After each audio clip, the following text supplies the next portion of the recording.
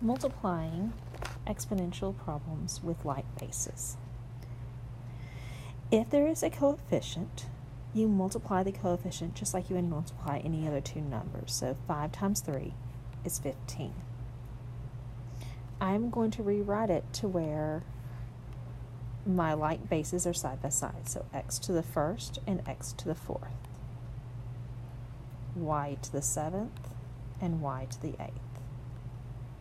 The rule for multiplying like bases is you add the exponents. So the exponent on the one that's not written is a 1, because it's understood to have the first exponent. We raise the first power is a 1, or not written. And so the 15 gets rewritten again. X to the 1 plus 4, 5 is the exponent.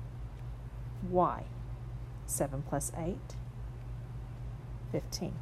So my answer is 15x to the 5th, y to the 15th.